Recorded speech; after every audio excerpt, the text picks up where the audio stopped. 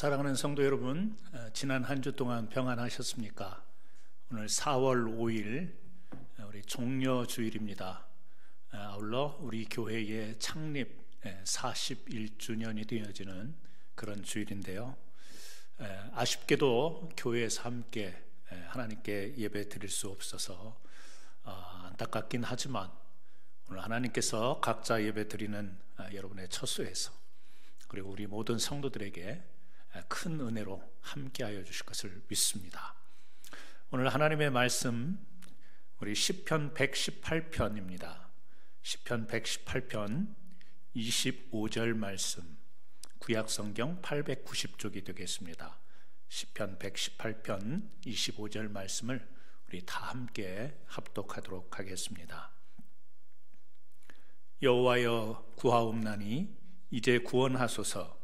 여호와여 우리가 구하옵나니 이제 형통하게 하소서. 아멘. 오늘은요 오페라 한 곡을 먼저 소개해 드리려고 합니다.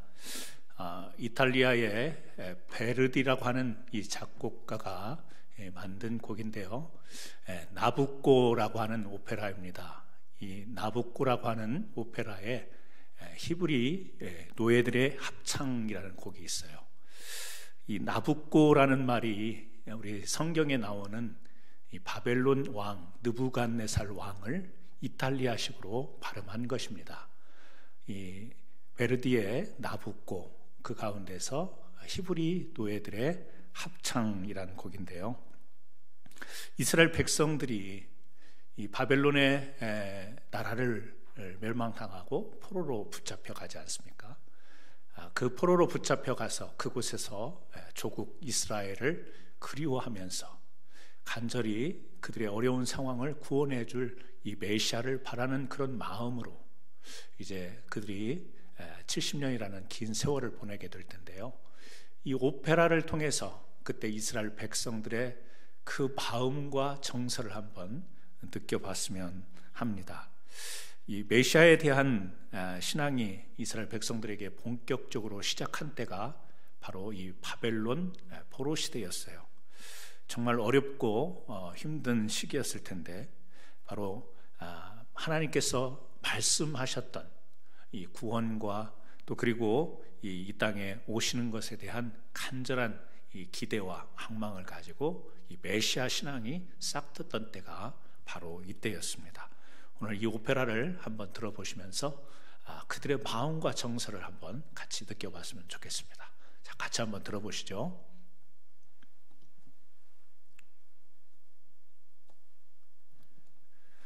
예, 그렇습니다. 메시아에 대한 기다림의 정서는 이런 것이겠죠. 정말 어려운 가운데서 오셔서 구원해 주시기를 바라고 회복해 주시기를 바라는 그런 간절한 마음, 이것이 바로 바벨론 포로 시기부터 바로 주님이 이 땅에 오시기 전 200년까지 간절하게 이스라엘 백성들이 바랐던 이 메시아에 대한 기대였습니다. 그러다가 예수님께서 이 땅에 오시잖아요. 그들이 그렇게 갈망하면서 기다렸던 메시아가 이 땅에 옵니다. 그렇다면 이들에게 그동안의 수없는 세월 동안에 간절히 바랐기 때문에 이들에게는 정말 환호하며 정말 그 주님을 맞이해야 되는데, 우리가 잘 아는 것처럼 이 성경을 통해서 우리가 기억하는 것처럼 환영은 하고 환호는 하지만 얼마 지나지 않아 그 예수님을, 자기네들을 그토록 핍박하고 억압했던 이 로마 사람들을 앞세워서 예수님을 십자가에 못 박게 한다는 사실입니다. 바로 이런 상황 가운데서 이 예수님께서 이 신약 성경 우리 잘 아시는 마태복음 21장, 우리 성경을 우리 펴보시면서 좀 참고로 말씀을 보셨으면 좋겠습니다. 이 마태복음 21장 9절 말씀, 이 말씀에 보면 앞에서 가고 뒤에서 따르는 무리가 소리 높여 이르되 호산나 다윗의 자손이여 찬송하리로다. 주의 이름으로 오시는 이여 가장 높은 곳에서 호산나 호산나 하더라. 그렇습니다. 그들이 기대하던 메시아 예수 그리스도가 이제 이 땅에 오셨고 이제 예루살렘을 향해서 입성하는 그런 내용입니다. 이때 유대인들이 찬송하면서 외칩니다. 환호합니다. 호산나 호산나 그러면서 이 예수님의 입성을 환영하고 있는 장면입니다. 그런데 우리는 여기서 이 예수님을 환호하는 이 유대인들, 그렇게 메시아를 갈망했고 그 메시아가 왔던 이 예수 그리스도를 얼마 지나지 않아 십자가에 박는 이 어리석은 일을 하게 된 데는 오늘 이들이 바로 알고 있던 그 메시아, 이들이 기대했던 메시아와는 다른 메시아로 그들이 이해하고 있었기 때문에 그래요. 여러분, 이렇게 환영하고 환대하는 가운데서도 전혀 반대의 이스라엘 백성들의 모습을 우리가 찾아보는데, 이 바로 사도 요한은 그 이유를 우리에게 설명합니다. 뭐라고 이야기하냐면 요한복음 1장 10절에 이렇게 이야기합니다. 그가 세상에 계셨으며 세상은 그로 말미암아 지은 바 되었고 세상이 그를 알지 못하였고 자기 땅에 오매 자기 백성이 영접지 아니하였으나. 자, 메시아로 이 땅에 예수 그리스도가 왔습니다. 그리고 백성들은 환호합니다.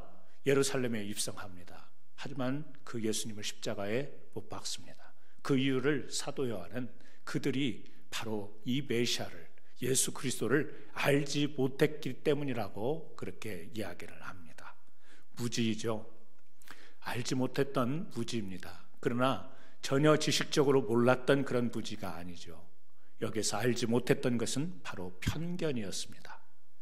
바벨론 포로 당시에 그들이 억압을 당하고 나라를 잃은 서러운 가운데서 메시아를 너무 간절히 기다렸습니다. 메시아가 와서 자기네들을 구원해 주기를 바랬습니다. 그 간절했던 열망, 그 열정이요, 오히려 편견이 되었던 것이에요. 그래서 그 편견을 가지고 있던 유대인들이 예수님이 직접 이 땅에 오시자 그 편견, 자기네들이 가졌던 편견과 다른 예수님을 보면서 영접하지 못하는 이러한 일을 갖게 되었다라고 하는 것입니다. 호세아 선지자가 그런 이야기를 하지 않습니까? 내 백성이 지식이 없으므로 망하는도다. 하나님의 말씀을 모르는 것도 모르는 것이지만 하나님을 향해서 우리가 찬양도 하고 경배도 하고 예배도 하지만 문제는 우리가 하나님에 대한 그 인식이 편견으로 흐를 때, 하나님은 이런 분이야, 하나님은 나에게 있어서 이런 분이 되는 거야, 하나님은 이렇게 해야 되는 거지 라고 하는 이 편견을 가질 때 우리는 진정한 하나님을 영접할 수가 없는 것입니다. 이 마태복음 2장 21장 9절에서 이야기하는 것처럼 호산나 호산나, 여러분 이스라엘 백성들이 소리 높여서 이 예수님을 맞이합니다. 그런데 이 열렬히 맞이하면서 외쳤던 이 호산나, 이 호산나의 의미, 여러분 이 바로 예수님이 기대했던 것과 유대인들과의 그 의미가 다르다라고 하는 사실이에요. 여기 호산나를 외쳤습니다만 이 헬라어 성경에, 그러니까 신약에 보면 이 호산나라는 말이 6번 등장을 합니다. 마태복음에 3번, 마가복음에 2번, 그리고 요한복음에 1번 그렇게 등장하는데요. 이 당시의 유대인들의 언어였던 아람어였어요. 호산나라는 말이. 유대인들이 이 바벨론 포로기를 지나면서 이 유대인들의 말 히브리 말을 잊어버리지 않습니까? 그리고 예수님 당시 사용했던 말이 아람어였습니다. 그러니까 이 아람어 호산나를 이 의미적으로 번역해서 우리가 사용을 해야 되는데, 이 그냥 음력으로 인해서 호산나 호산나 이렇게 사용을 해요. 그래서 오늘날 어떤 성경의 번역은 음역 그대로 호산나로 번역을 해서 그 의미가 찬양하다, 만세 이런 뜻을 가지고 우리에게 전해져 오고 있습니다. 하지만 사실 이 호산나의 원래 의미는 이 구약 성경 오늘 우리가 읽은 시편 118편 25절에 이 호시아나라고 하는 이 말이 등장을 하는데요. 여기에서 호산나가 기원이 된 거예요. 호시아나라는 말은요, 호시아 구원이라는 말입니다. 그리고 뒤에 나라는 것이 붙어서 이 나라고 하는 것은 지금이라는 뜻을 가지고 있습니다. 시편 118편 우리가 읽었던 이 말씀 15절 말씀에 118편에 25절 말씀에 여호와여 구하옵나니 이제 구원하소서라는 말이 나오잖아요. 그러니까 호시아나라는 말은요, 이제 지금 우리를 구원하소서 이런 뜻을 가지고 있는 거예요. 그러니까 오늘날 우리가 음역으로 그대로 번역이 돼서 호산나, 그래서 우리는 호산나를 찬양하다, 환호하다 이런 의미로 알고 계신 분들도 계신데요, 원래 의미는 이 시편 118편 25절에 나오는 것처럼 이제 구원하소서 이런 뜻을 가지고 있다라고 하는 것입니다. 여러분, 이제 우리를 구원하소서. 자, 이스라엘 백성들이 예수님께서 예루살렘으로 입성할 때 호산나 호산나를 외쳤어요. 그 의미로 보면 우리를 구원하소서, 우리를 구원하소서, 우리를 지금 구원하소서 이런 뜻인데요, 그들이 편견을 가지고 구원을 외쳤던 거예요. 뭐죠? 이 땅에 오실 메시아는 우리 유대인만의 왕이다. 유대의 왕으로 오시는 메시아를 생각했습니다. 그리고 바벨론에게 나라를 뺏겼고 오랫동안 고생했고 지금은 로마에게 압제당하는 상황에서 우리가 해방이 되고 자유가 되어지는 그것을 해결해 줄 수 있는 우리의 정치적인 메시아 왕, 이 편견을 가지고 예수님을 맞이했지만 예수님은 그들이 편견을 가졌던 왕으로 오시지를 않았죠. 만왕의 왕이었습니다. 인류를 구원할 메시아로 이 땅에 오신 것이죠. 그래서 그 계획을 가지고 고난도 받으시고 십자가에 매달려 죽으신 것입니다. 여러분, 유대인들이 호산나를 외쳤지만 진짜 호산나를 외치는 사람들은 누구인가? 진짜 호산나를 외칠 수 있는 사람은 누구일까? 여러분, 우리는 간단하게 그렇게 이야기를 할 수 있겠습니다. 정말 호산나를 외칠 수 있는 사람은 믿음의 사람들이다. 믿는 자만이 진정한 호산나, 지금 우리를 구하소서, 편견 없이 온전한 믿음을 가지고 외칠 수 있는 것입니다. 우리는 성경에서 이 믿음에 관해서 많은 부분을 우리가 이해를 하지만 특별히 구약에 나오는 아브라함을 통해서 믿음이 어떤 것인가를 가장 쉽게 이해할 수 있습니다. 아브라함이 누구죠? 하나님의 부르심을 받은 사람입니다. 그리고 하나님의 나라를 아직 맛보지 못했지만 큰 나라를 이루겠다라고 하는 하나님의 약속, 그 언약 하나를 붙들고 고향을 떠납니다. 자기 부모를 집을 떠납니다. 하나님께서 주신 약속, 겪어보지 않은, 눈에 보이지 않는 그 언약 하나를 붙들고 순종으로 나가는 이 모습이 바로 믿음인 것을 성경은 소개를 하고 있어요. 그래서 구체적으로 하나님이 아브라함에게 상속자가 태어날 것을, 전혀 불가능한 상황이었지만 하나님께서 약속을 주고 실제로 그렇게 아들이 태어납니다. 그리고 그 아들을 하나님이 다시 번제물로 드리라고 할 때 그 늦은 나이에 얻었던 이삭을 데리고 번제물로 드리기 위하여 산에 오르죠. 하나님의 언약, 약속, 이것에 자기가 감당하기 어렵고 받아들이기 어렵지만 그것을 향해 순종하고 실천하는 이 전체적인 모습, 하나님이 다가오셨습니다. 선택하십니다. 그리고 언약을 주십니다. 그리고 그 언약 앞에 전혀 경험해보지 않았지만 순종으로 나가는 이 전체적인 모습이 바로 믿음인 것을 구약성경은 우리에게 증거하고 있습니다. 그래서요, 창세기 18장에 하나님께서 이 아브라함을 택한 이유에 대해서 간단하게 소개를 하고 있습니다. 창세기 18장 18절에서 19절입니다. 아브라함은 강대한 나라가 되고 천하 만민은 그로 말미암아 복을 받게 될 것 아니야. 내가 그로 그 지식과 권속에게 명하여 여호와의 도를 지켜 의와 공도를 행하게 하려고 그를 택하였나니 이는 나 여호와가 아브라함에게 대하여 말한 일을 이루려 함이라. 자, 아브라함을 택했대요. 그런데 아브라함을 택한 이유를 이렇게 이야기합니다. 여호와의 도를 지켜 의와 공도를 행하게 하려고. 여호와의 도는 무엇이죠? 죄로 말미암아 타락한 인류를 구원하시고자 하는 하나님의 뜻입니다. 그리고 그것을 위해서 의와 공도, 하나님의 말씀 안에서 주어진 바른 삶, 바른 태도, 바른 모습, 이것을 이야기하는 것이죠. 바로 이 땅의 모든 인류를 향해서 아브라함을 통해서 우리 믿음의 사람들은 바로 하나님 앞에 구원으로 부름받았다는 사실과 이 구원의 삶을 살기 위해서 바르게 의와 공도를 행하면서 살아야 되는 것이 믿음의 사람의 모습인 정의를 우리에게 던져주고 있습니다. 그러니까 우리를 구원하옵소서 호산나를 외칠 수 있는 사람은 바로 이 구원에 대해서, 이 구원의 부르심에 대해서 순종하고 믿음으로 나가는 사람이요, 이 구원의 부름에 합당하게 살아가는 사람이 바로 호산나를 외칠 수 있는 것입니다.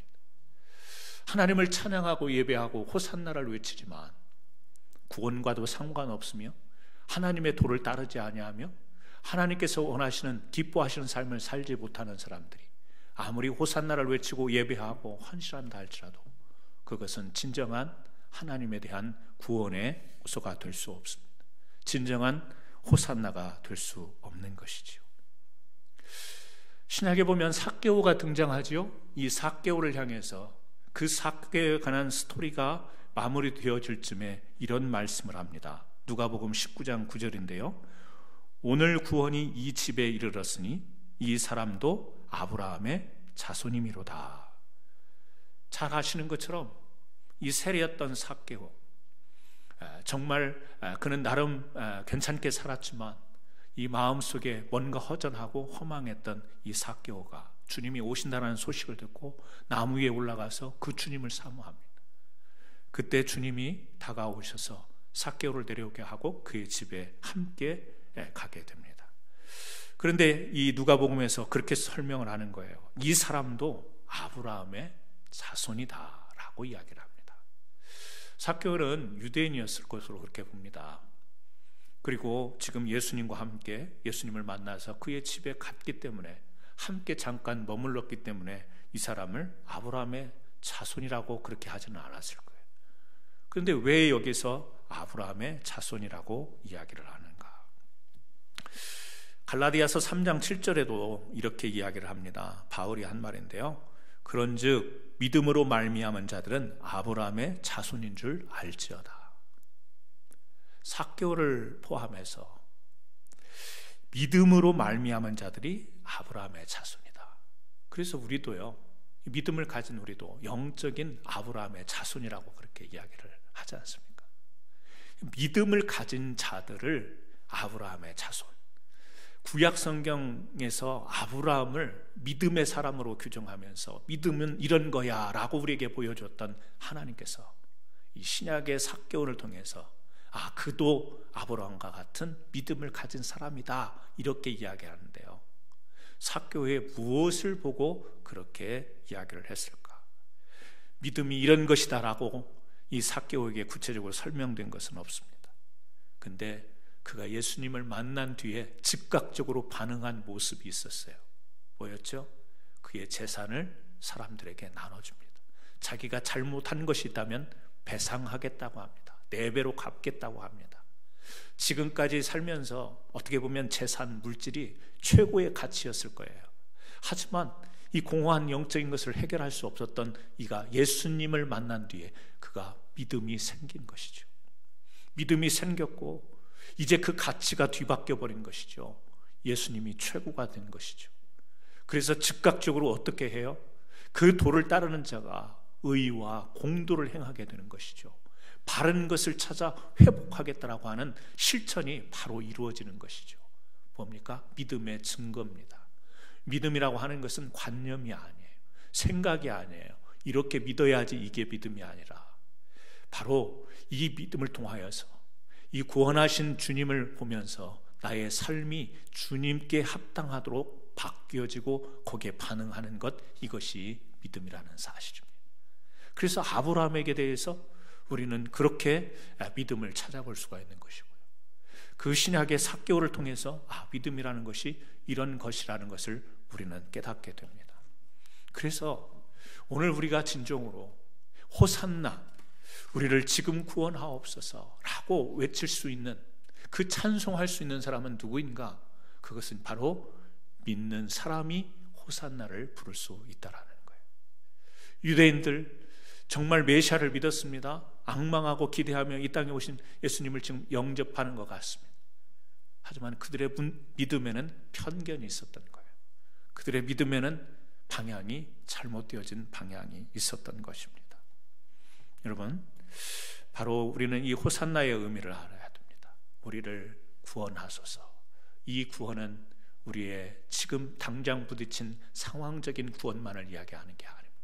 영원하신 그 하나님께서 우리를 예비하신 그 하나님의 나라, 이 나라에 대한 기대를 가지는 우리가 이 땅에서 사는 동안에도 바른 하나님의 말씀, 의와 공도를 행하면서 우리가 그렇게 살아가야 되는데 그것이 지키기가 어렵습니다. 우리 구원의 삶을 사는 것이 쉽지가 않습니다. 하나님의 말씀을 따라 하나님을 기쁘시게 하는 이 땅에서의 삶을 우리가 살아간다는 것이 쉽지 않습니다. 그래서 오늘 우리가 하나님 앞에 그런 부르짖음이 있어야 되는 거예요. 하나님, 지금 우리를 구원하소서. 이 말은 뭐죠? 하나님, 우리가 우리의 믿음을 잘 지켜나갈 수 있도록 인도하옵소서. 믿음을 가졌지만 하나님이 인도해 주시지 않으면 우리는 이 믿음이 흔들립니다. 이 상황 가운데에 우리의 믿음이 무너지게 되어 있습니다. 우리의 믿음이 흐트러집니다. 그러니 우리를 붙들어 주옵소서. 그래서 계속해서 하나님 말씀 안에서 거룩과 화평으로 우리가 이 땅의 삶을 이루어 나가기 원합니다. 간절한 외침이에요. 간절한 부르짖음, 간절한 기도가 바로 호산나라고 하는 것입니다. 예수님이 이 땅에 오셔서 우리의 구원자가 되셨다, 찬송하고 기뻐하고 환호하는 어떤 즉흥적인 이 감정에 치우친 외침이 아닌 거예요.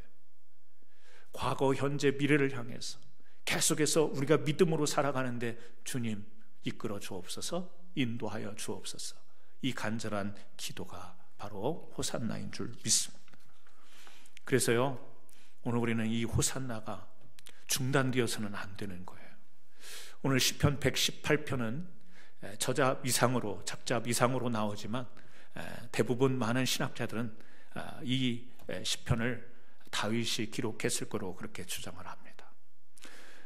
다윗이 118편, 이 118편에서 무엇을 찬양하냐면요, 하나님의 선하심과 인자하심을 노래하고 있습니다.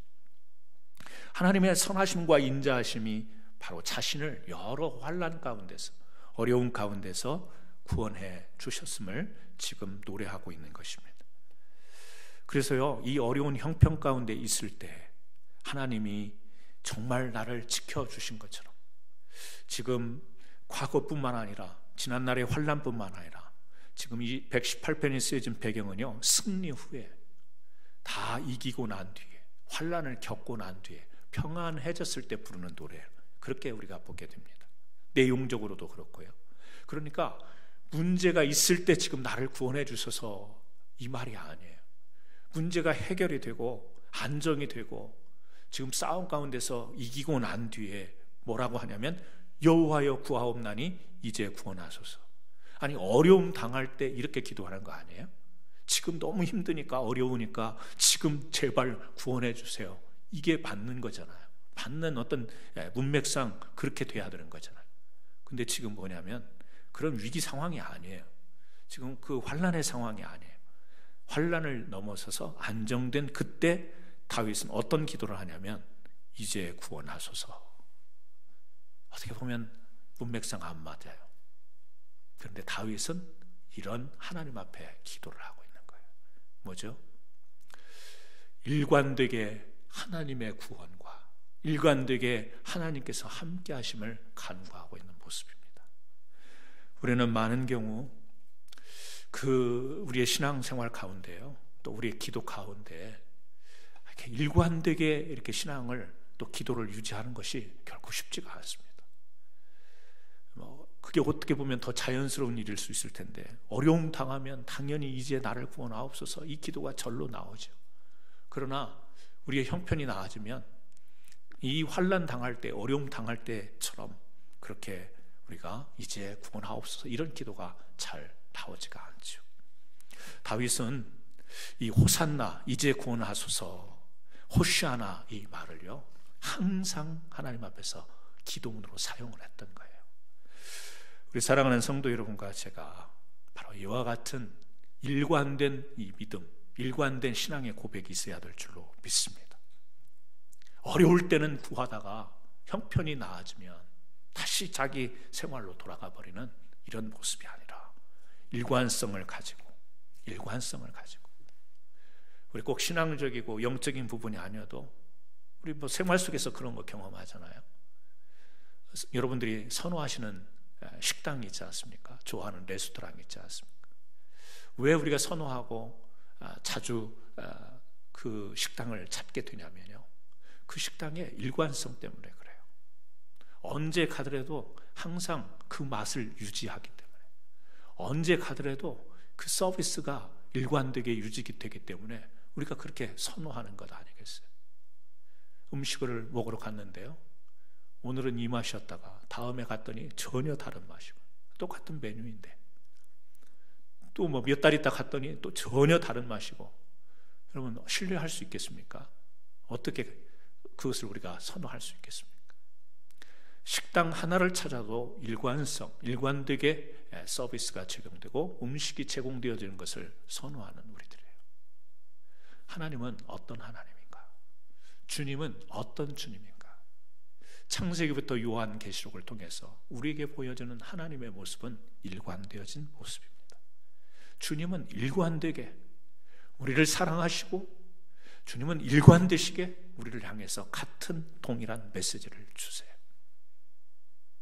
그런데 이 하나님을 바라보는 우리들이 들쭉날쭉하게 된다면, 오늘은 내 삶 가운데 어떤 혼란도 없어, 문제도 없어, 안정적일 때, 또 어떤 때는 정말 깊은 수렁에 빠질 때와 같은 그런 때, 어떤 상황에 놓여도 바로 우리를 구원하여 주옵소서, 우리를 지켜 주옵소서, 우리를 인도하여 주옵소서, 하나님의 선하심과 인자하심을 통해서 구원받은 하나님의 백성으로 살아가기에 부족함이 없게 하옵소서, 하나님의 자녀답게 이 땅에서 참된 의의를 가지고 바르게 살아갈 수 있도록 주님 인도하옵소서.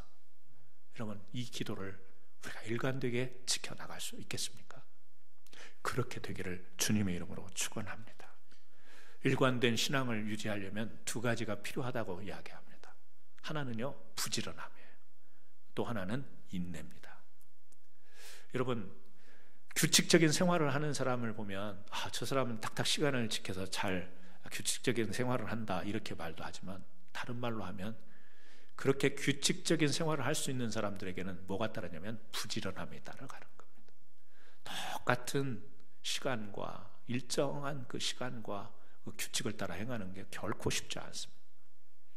요즘 우리가 가정에 머무르는 분들이 많이 계실 겁니다.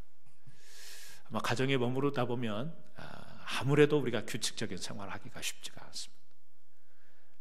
지금 예배를 드리면서도 반듯하게 자세를 가지고 교회에서 예배 드렸던 것처럼 그렇게 예배를 드리시는 분들이 있는가 하면 지금 소파에 앉으셔서 누우셔서 유튜브 방송만 듣고 계신 분도 계실 줄 압니다.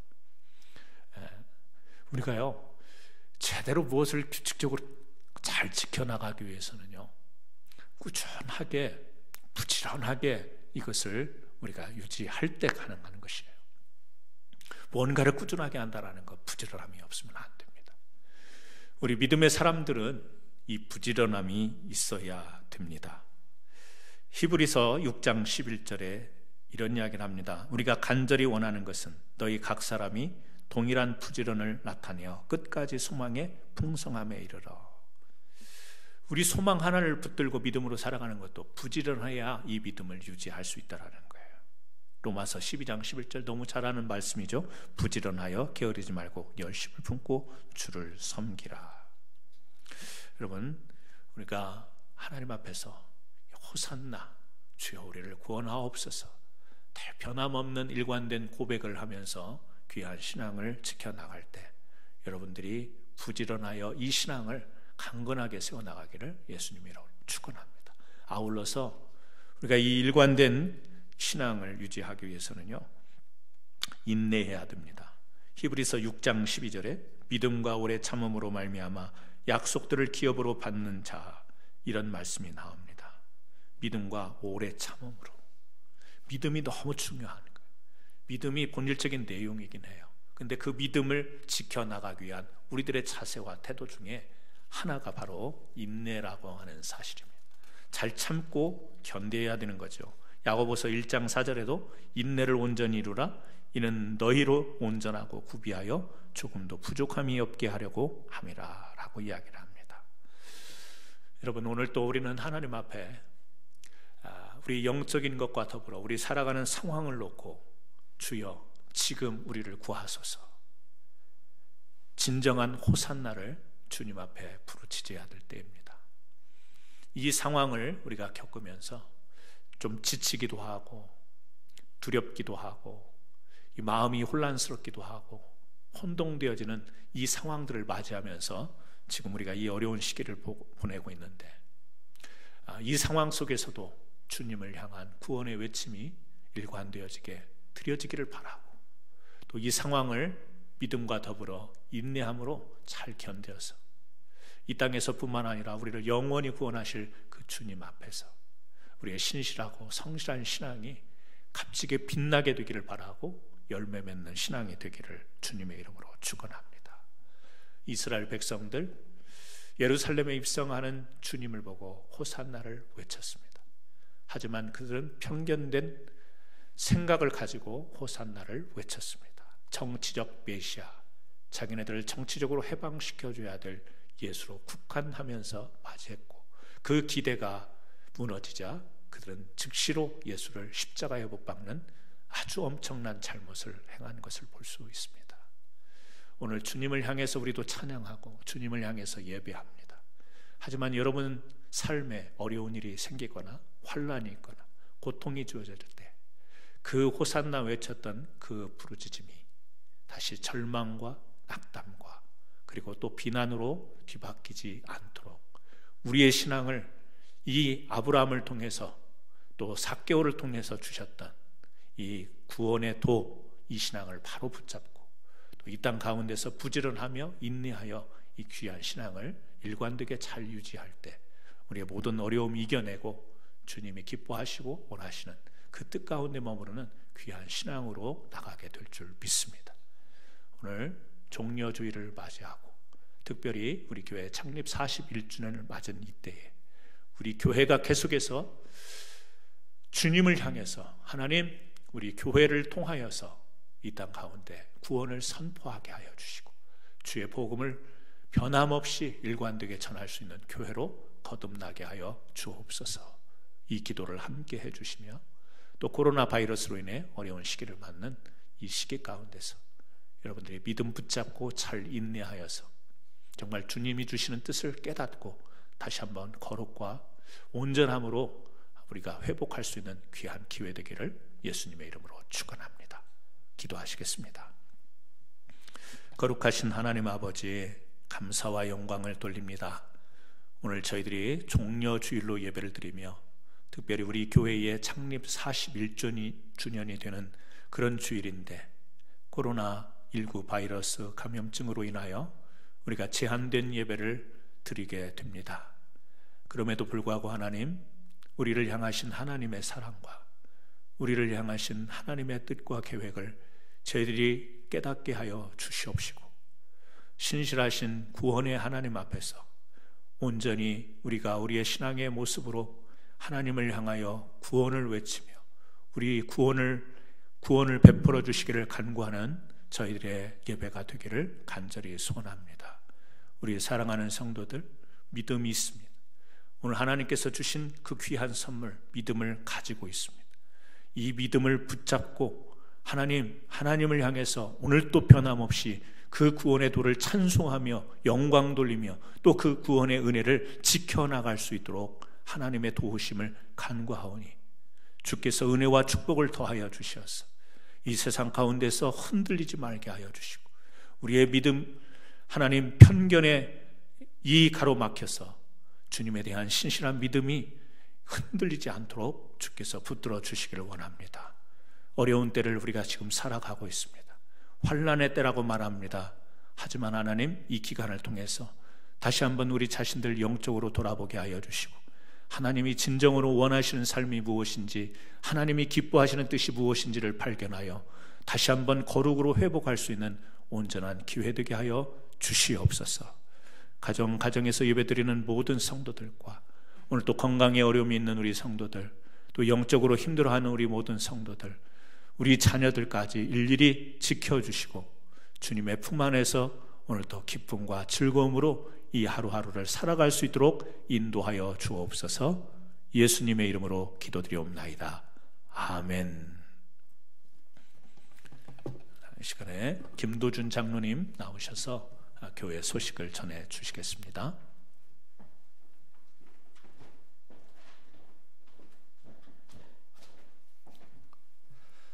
교회 소식을 전해드리겠습니다.